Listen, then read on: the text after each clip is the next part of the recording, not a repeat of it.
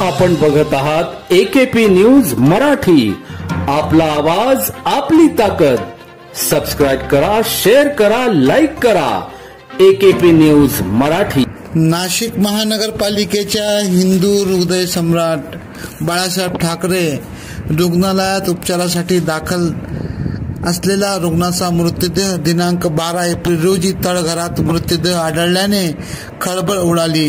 गुरुवार दिनांक 11 एप्रिल रोजी रात्री रुग्णालयातून पळून जाण्याचा त्याने प्रयत्न केला होता। सिडकोतील लेखानगरच्या गांधीनगर वसाहतीत राहणारा आकाश किरण काळे वय 38 हा भाजीपाला व्यवसाय करणारा असल्याचे समजते।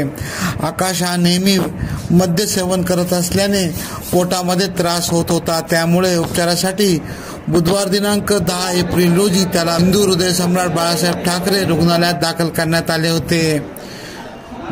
गुरुवार रात्री 11:30 वाजेच्या सुमारास रुग्णालयातून पळ काढला।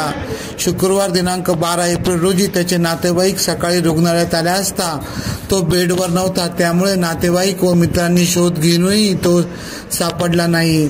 सीसीटीव्ही कॅमेऱ्याचे फुटेजमध्ये तपासला असता तो तळघरातील जिना उतरून खाली जाताना दिसला।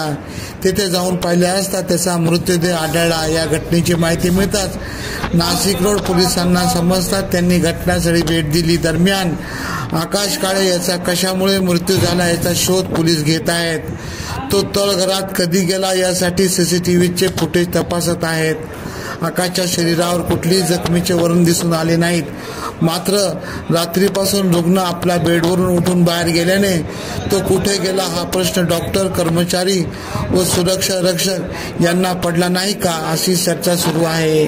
AKP न्यूज साठी ब्युरो चीफ अनवर खान पठाण, नाशिक।